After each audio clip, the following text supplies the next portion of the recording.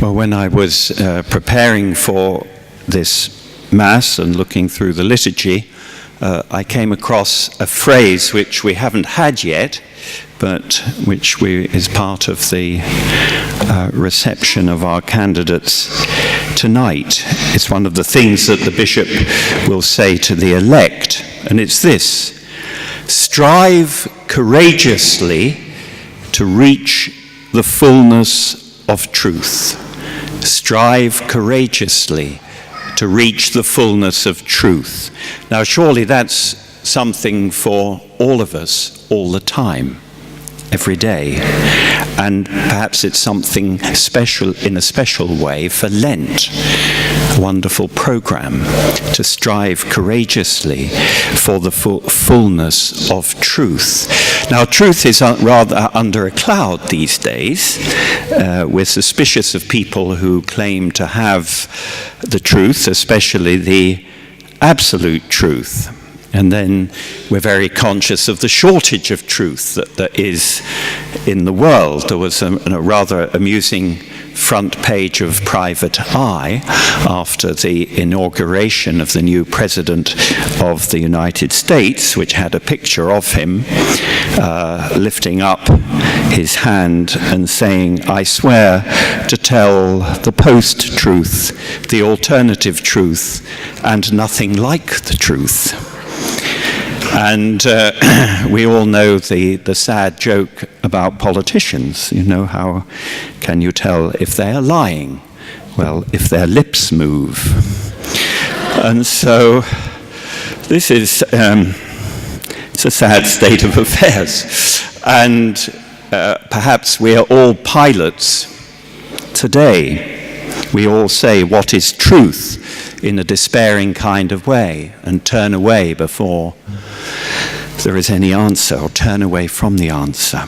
But here's this wonderful, hopeful phrase given the elect, given us: strive courageously to reach the fullness of truth. So it must be worth it, must be possible. We may despair of the truth, but the Church does not. And the very setting of this phrase, the setting of tonight at the beginning of Lent, gives us a clue as to what this fullness of truth might be. So, this sounds crazy, but I can actually tell you what the fullness of truth is. I mean, that's amazing. Not because of me, but because of our faith. Now, it's not just the truth about what time it is, or what someone's PIN number is, or who hacked the emails. It's not just facts. It's not just correct calculations, like an accountant balancing the figures. Not even just right ideas about things, but truth. And not just truth, but the fullness of truth. In other words, what is really real, what won't pass away, what will always be there, what we can put our absolute trust in, what we can stake our lives on, what we can build our lives on, what won't one day let us down or turn out not to matter very much, what won't make us arrogant but rather humble and contrite, what will always be good for us, what will, as Jesus says, make us free, what will probably make us cry. Well, I can tell you what it is. Strive courageously to reach the fullness of truth. Strive, as Lent begins, to reach the fullness of truth. So this truth can only be Easter. It can only be the death and resurrection of Christ.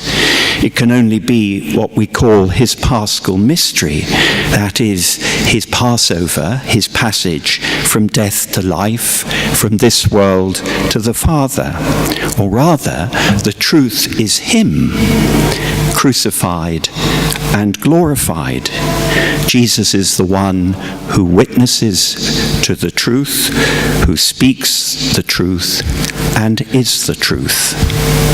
Perhaps one reason for our wariness about truth is that we feel it's something cold, merely correct or indifferent somehow, or mathematical. But no, this is, as it were, a warm truth. This is a living truth. It's alive. It looks at us. It's love. And it fires us. And if we reach the truth, if like the woman with the hemorrhage, we even just touch its garment, or like Mary Magdalene, even touch his body, then we are changed. If through faith and the sacraments, through our own struggles and victories, we share in his resurrection, then we are in the truth, and on the way to the truth, we will be truly ourselves. We will be able to be true to others. We will live. We will last. We'll be real. Christ in us. Easter in us. And all the chaff, all the nonsense blown away. Then will your light shine like the dawn, we heard Isaiah, and your wound be quickly healed over. Your integrity will go before you, and the glory of the Lord behind you. Cry, and the Lord will answer. Call, and he will say, I am here, I, the truth. Let's listen to St. John, the beloved disciple whose head rested on Jesus' heart. This is what he says at the end of his first letter. We know that the Son of God has come and has given us understanding to know him who is true. And we are in him who is true, in his Son, Jesus Christ. This is the true God and eternal life.